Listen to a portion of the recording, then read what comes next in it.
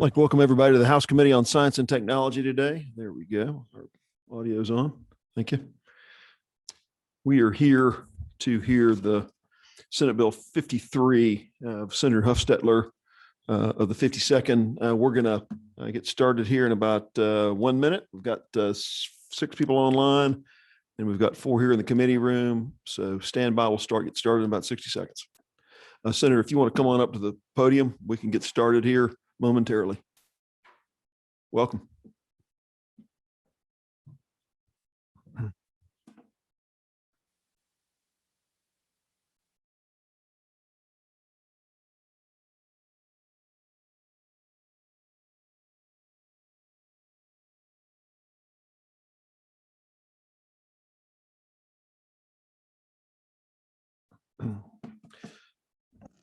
I'd like to thank members.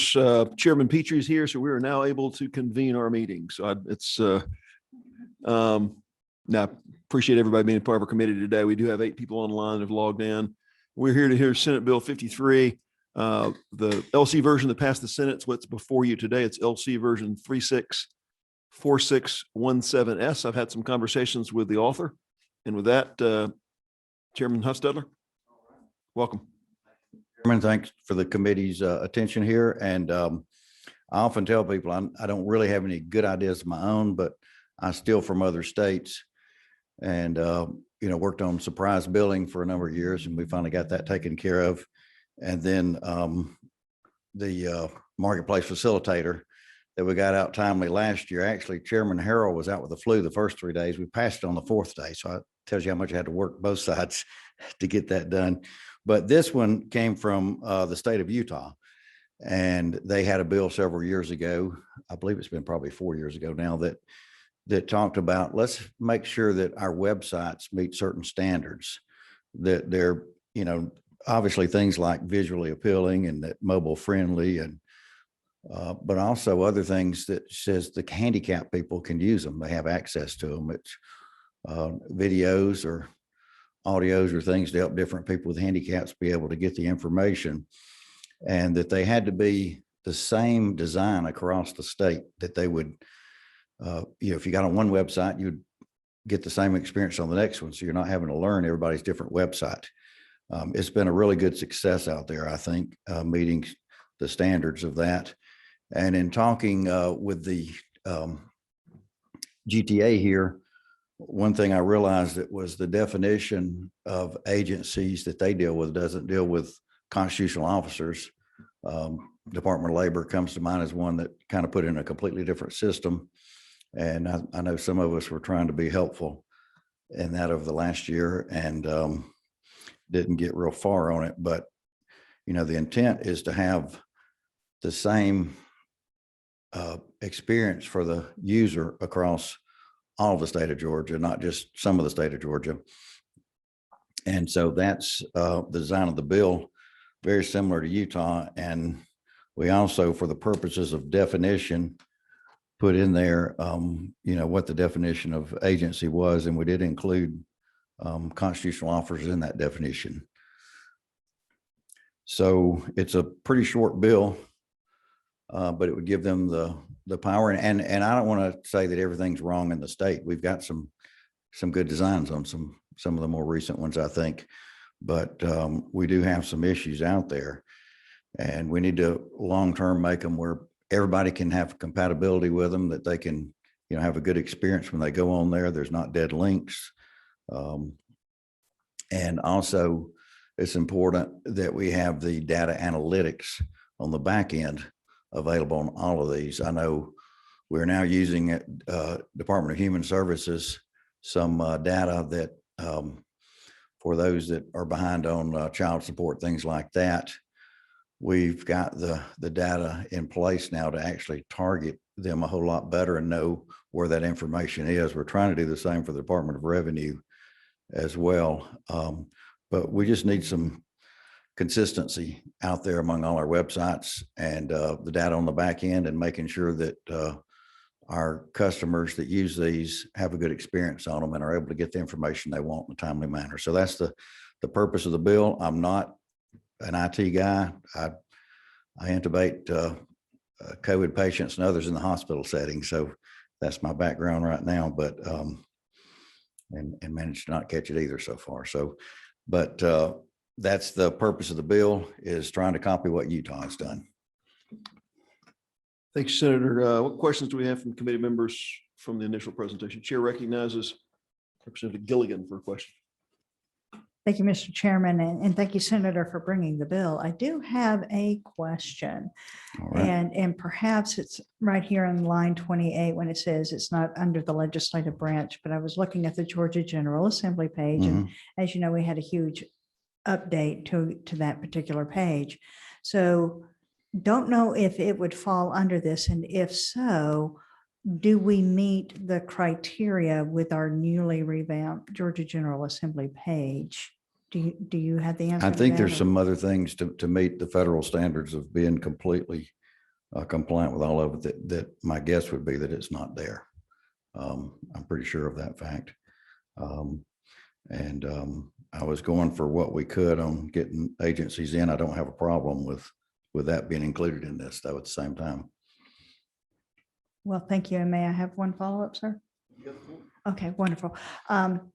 So obviously we would need to make sure that we are in compliance, but when we are collecting the data for the analytics, is that then to be protected and not to be sold or available publicly, so that we're not using our public available websites to gather data on our individual citizens and then distributing that to a high bidder or for free? Right. There's standards that have to be met to de-identify it, just like in the hospital, we've got HIPAA standards that say it has to be de-identified down to a birth date or something like that. Though in some cases, if they're, I believe it's over 90 years old, we can't even use that because it might even, you know, there may be so few people that would fit that criteria that maybe it doesn't de-identify. So in some cases, that's the case too. But we would have to do it in a de-identified form. The state has been doing that. Georgia Tech does a lot of work in this area with CMS and others, and they're very familiar with it. Department of Community Services, obviously, I'm sorry, Community Health gets a lot of information from the hospitals that has to be de-identified, and that would continue. That's, you know, there's things we have to do. We still can get the data that can help us in our decision making, but it would have to be protected. Okay. Well, as long as we are protecting the public and what we have in our own website fall into the category of being accessible and usable, ADA compliant, I like the bill. So thank you for bringing it. Chair recognizes Representative Earhart for a question. Oh, might be me, Chairman. Chairman Petrie. Thank you, Mr. Chairman. And thank you, Senator. I had a quick question. I think that Representative Gilligan just mentioned one of these issues. Obviously, so any state agency, it seems to me in lines 25 through 29, all of our different bureaucracies of state government are addressed here. And when I first read this, I thought about a mobile app that has recently been done by the Department of Natural Resources. And I don't know if you're familiar with this, but if you're a hunter like I am, there is the most simple app on your phone that we use now to register all of your game that are taken and things of that nature. And I think it's been tremendous. It's been such an improvement for the department, but also for all of your different sportsmen out there. And it keeps a record and you have it long. And so I guess my point is to say, when you have a really user-friendly application for some of these things, it can really create a customer service. You know, we should be providing good customer service as a state. And I think you can really do that. But is that some of the thinking that you were in terms of just better uses, customer service, user-friendly? I think about all that we've been through the pandemic with our constituents dealing with the Department of Labor if there's got to be better ways as we move forward with all the technology we have today, there's got to be better ways to interact and to get issues addressed by the public. And so I know that's just more of a statement, but my question is that kind of what you saw? I don't know if you're familiar with that game app that we Right. have with DNR. It's Right. fantastic. Those kinds of things, is that the kind of thinking you That is, saw and across when the I, spectrum? and when I said that there are some good things going on in the state, that's certainly one of them. And we want to make sure that, that people also don't have to continually enter information that the state has. It should be transferable from one website to another. And I think that's what part of the intent of that app was to make it a lot easier to do this. We all get frustrated, and Utah has just done a great job of it. I think that they've gotten a lot of credit for what they've done on their website, and I'd like to see Georgia be comparable to them.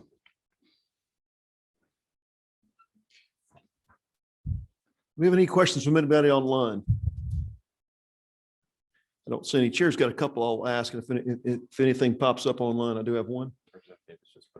Chair recognizes Representative Davis. Let me get the computer audio going here. Representative Davis. Thank you, Mr. Chair. I have one question. Do we have a physical note on this piece of legislation? We don't, but that's going to be an ongoing process. We're not saying that you have to change it. As of right now, we're saying that in the future, whenever we do anything, that we've got to meet these standards. So I don't think there's going to be a cost to that per se. I think it's just going to say we've got to meet better standards when we do these in the future. And Representative Davis, there is no definitive, by passing this bill, there's no cost that comes as a result of this. So, we don't we don't mandate by a certain date that a website's got to be changed. None of that's the case in this bill. Thank you, Mr. Chair. Any further questions, Representative Davis? Okay, That's fine. Thank you. thank you. Chair recognizes Representative Saines. Thank you, Mr. Chairman, and I do apologize being late. So I want, just assuming a few things have been already answered, I just wanted to clarify in general. I know during COVID, the state, for example, DBHTD really utilized their website presence and to increase tools like the warm line for individuals who might have suicide ideation, et cetera. Going back to this, that required a very quick response and quick adaptation to how they're doing their websites now. Would this create a new internal increase of time if a agency were trying to do a content change on their website? Would that increase the time that change were to be necessary? I don't think it would increase the time, but what it would do, hopefully, for the user is that when they go on one of our websites or another, you'd have the same setup, the same user-friendly, handicap accessible website that wouldn't require a new learning curve every time somebody goes on a different website of the state. It would be the same type format that would make it easier to use, and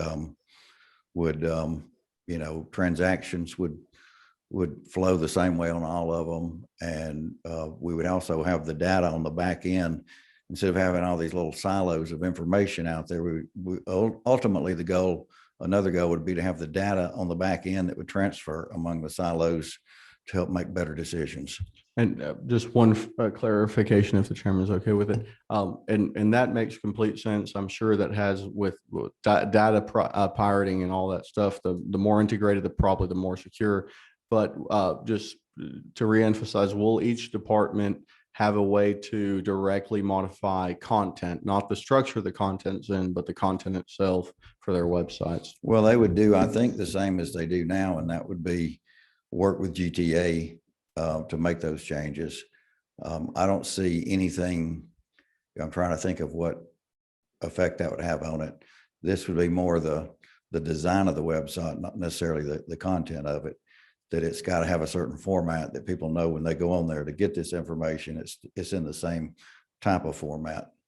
I don't know if that answers your question, but that's probably the best I can. Yeah, and I don't want to put words in your mouth, but it sounds like that if the flexibility is currently there to be able to adapt content directly, it would be, and maybe if it isn't currently there, it wouldn't be, which is understandable. I would hope that they would be able to decrease time that information got out to the public, as websites are the main way. Right. We want to public quickly get that information. And also when we have people that transfer from one department to another, that they're not relearning how they do things. The input's the same way in all of them. Appreciate that. Chair recognizes Representative McLeod online. Representative McLeod. Thank you, Chairman. I want to kind of understand what kind of time frame are you looking for these new guidelines and standard? Department-wise, how long do you want this to go on? Is there a kind of a guideline as to time frame?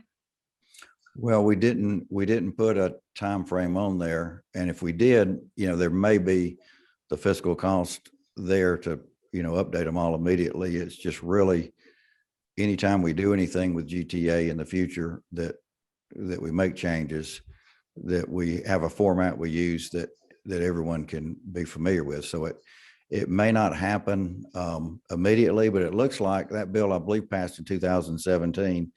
And Utah's done a really good job of it. And they've got great websites now. So I think it's going to happen in a couple of 3 years if we follow a similar path that they did.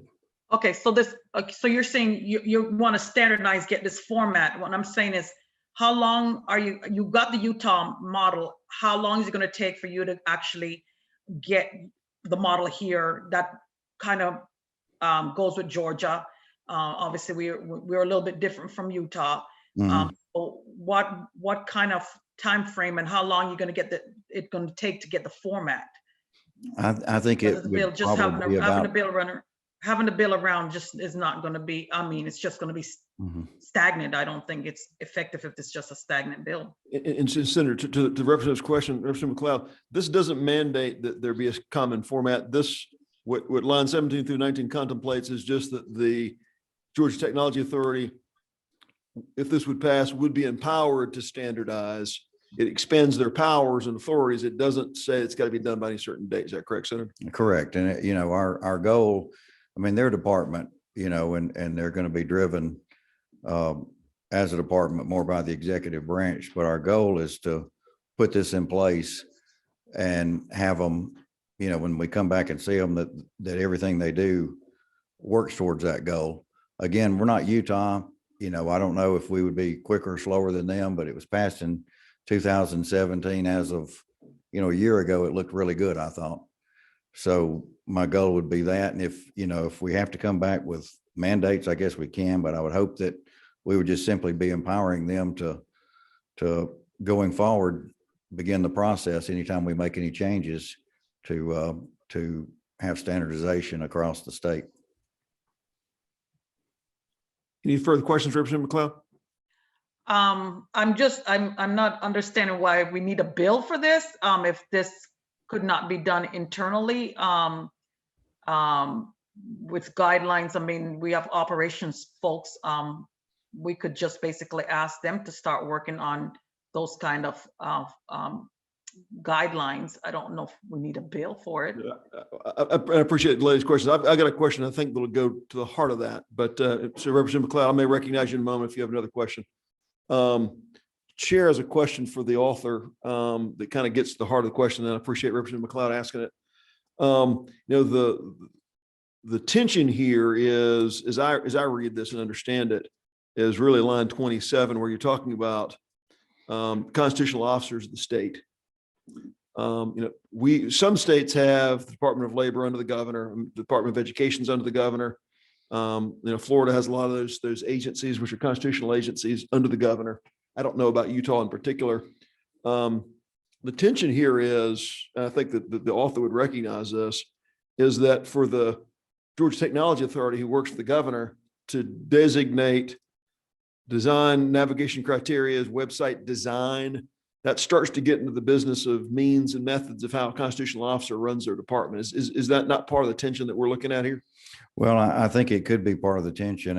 And again, we're not trying to do their job for them or anything. We're trying to say, you know, that we are a state and we need to have consistency across our websites, and that they should be a part of that consistency. They still, you know, we're not telling them who to hire, how to run their people or anything like that. We're just saying we need to have a consistent website across the state.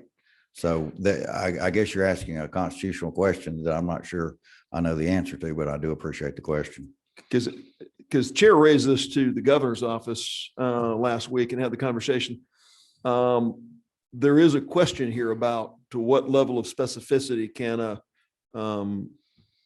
how does the governor's office work with other executive branch agencies? And I raise this because clearly there's a constitutional separation of powers, legislative branch, judicial Mhm. branch, and then executive branch.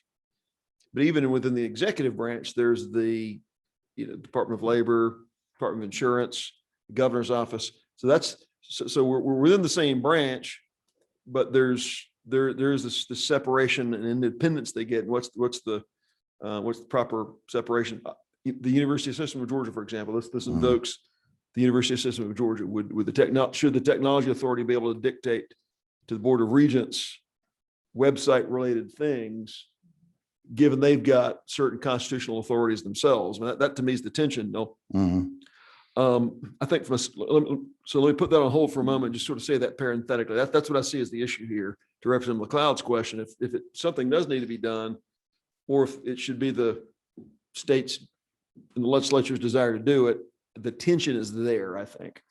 Do you know offhand, and this is not a leading question at all, I don't know the answer to it. Do you know if there's common cyber standards, Senator, that we use for cyber protections across all of our footprint as a state? My understanding is there is, but I haven't been the lead on those bills, but I know there've been a couple of bills, and we had one just recently that passed with some cyber standards that came over from the House. Okay. And again, I guess you could have a constitutional officer that would say, I know y'all want to meet these standards and be compatible, but I'm just not going to do that. I don't care if the blind have access to it. I mean, I would not want to be in that position and saying that. Maybe they could argue that in court, but that doesn't seem like something they would want to do. Because I believe the gentleman knows of what he speaks, and there's one of the agencies in particular has not been quite up to par, perhaps, or there's questions. I know, and we've got to be conscious of this because, you know, there's a duty of care to maintain updated websites. There's also a cottage legal industry that sues agencies when they're not, when a website falls out of compliance, even for an amount of time. So there's what's the appropriate balance, and how fast does someone have to update that? I would ask you to the chair. One thing we wrestle with is the Department of Audits and Accounts has a power under Title 50, Chapter 6 to do audits of constitutional officers, and that's withstood constitutional muster. They have the power to do that. So it may be an open question whether GTA operating alone or whether they would do it through audits and accounts. So that might be a structure that audits and accounts has an ability to audit websites and highlight issues. So that was an idea that perhaps, as I talked to folks in the executive branch about this bill, that may be part of the solution. Were there any other questions raised online? Anybody? Okay. So does the senator have any, are there, if we broke this down, because we're not talking about judicial or legislative, Department of Defense, they have certain federal dollars that's tied to what they do, and then the university system, which is separate. Is it the gentleman's, and again, Georgia Technology Authority operates under the governor, so the governor has the power across agencies to do this already. Is your chief intent to address this for constitutional officers because they're part of the executive branch and some of them are not?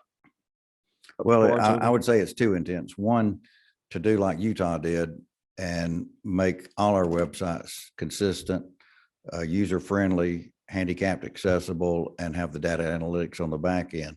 But in doing that, I think there's some that should be brought into this and be consistent too. And I think the constitutional officers have such a input with the public that we need to make them the same as us, user friendly Yeah. through whatever tools we can. As far as the mechanism of the Department of Audits or something like that, I mean, I'm certainly not an attorney, and that's something I'd certainly be willing to look at. If somebody would show me a better way to write this, then I'm certainly fine with that. Well, I just want to make sure the members are clear, what's to be lost, what's to be gained. The impetus of the bill is to cross this bridge into constitutional officers that have their own responsibilities. What's the appropriate level of involvement for an entity that works specifically for the governor Mhm. in another constitutional officer's, website and operations? That's the tension.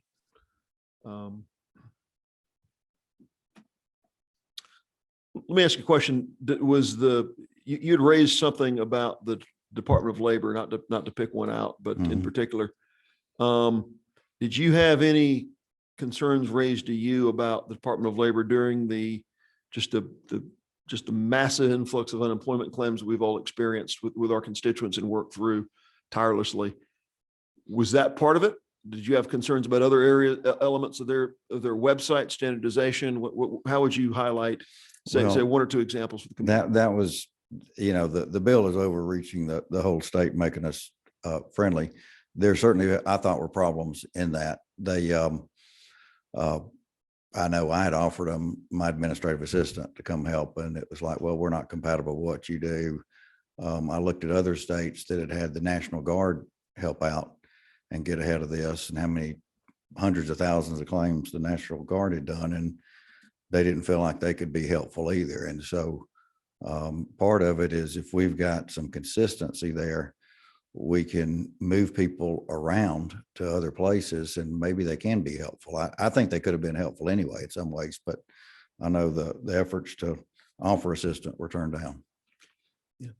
I can tell you that the chair, unrelated to Chairman Hufstedler, I had called the department and said, my admin assistant can work for you 40 hours a week or 35 hours a week if it will help process claims for people who are unemployed. It's funny you should say that. You weren't alone in that. Any other questions from members of the committee? I don't think we have anybody sign up to speak on it today. I told Chairman Hufstedler before the hearing today, we're going to hear the bill, take questions to committee, and then look from a scope standpoint if there's anything we want to do. I would say the website design versus accessibility specifications and things that are legal duties. The chair is sensitive to saying that Georgia Technology Authority gets to tell a constitutional officer what their website looks like. And I talked to Chairman Hufstedler about that, but there are some things in this that there's standards that are not being met across the state that I think there clearly is. And just speaking as a member of this committee, there are some standards that are not being upheld, that a deeper dive and some authority to enforce and demand standards is definitely of order. And there needs to be a clearinghouse for that has technical competence. I mean, I think, I can't speak for Representative Sains. My guess is if Representative Sains and I go audit websites, we're going to be less successful than Georgia Technology Authority is being able to demand standards, because I think the gentleman and I may not be quite as adept at that as GTA. So giving GTA some ability to do that, I think I do feel a real interest there. Chair recognizes Representative Sains to challenge and stand up for his IT capabilities. Thank you, Mr. Chairman. I'm just happy if it pops something up when I click things. I don't know if appropriate, but given the fact that, and I think both the chairman and members of committee have noted, it is a serious implication to address, more serious to address it via legislation than operationally. What, if looking at the standards, the authority we're going to implement, what departments are currently not meeting those standards?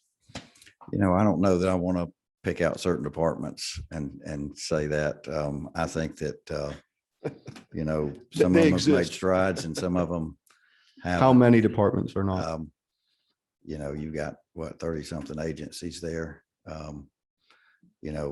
I know Human Services has had a big upgrade recently. I probably wouldn't have done exactly like they did, but I think they've got some good data analytic capability. And you know, I think there's some others, and I think the Department of Labor is one of them that struggles right now with being accessible. Okay. There's things we could do better. The crash that was involved with Department of Public Health, I believe that was a software to sign up for the vaccine software. Would that have been resolved with the standards, or would that have still been an external use of a different client software? I'm not the IT expert that could answer that question, Okay. but I do know that we've got funding to make that website better in the budget right now. Okay, thank you. They're currently under the GTA's technical oversight, so that would have happened either way. Okay, so there are some departments that are under GTA and some that aren't currently. Anyone that works for the governor is under GTA. Okay, thank you. And GTA does there are some standard contracting mechanisms and tools that can be used by constitutional officers, but they're not all, it's a may, not a shall. I appreciate the clarification of the chairman, because my biggest heartburn was, why are we taking place of the governor's discretionary decision? And that answered clear, and I apologize for me, but basically this is to provide a unified standard based on constitutional officers and department heads. Thank you. So anybody here in the audience want to speak to this? Back, anybody? No? Anyone? Well, Chairman Husted, I appreciate you being with us today. I didn't want to drag this too long today. Again, the chairman and I spoke about this bill and the, is there an interest in narrowing it some? I want members of the committee to feel at ease to, or certainly to see Chairman Hufstetler or the chair, if you've got some desire to speak to that issue. And I would anticipate the next committee hearing, we would take action on this bill. I think we have a real issue, and I appreciate you bringing it, Chairman. Okay, You thank got- you for you the got the last committee's word. time. Anything you'd like to close with? No, I think those are all good points. And, you know, again, I'm used to taking what somebody else does and that's worked and say, well, maybe I'll do it too. That's the way I get things done, it seems like. Well, appreciate you being with us today, and we stand adjourned. Thank you.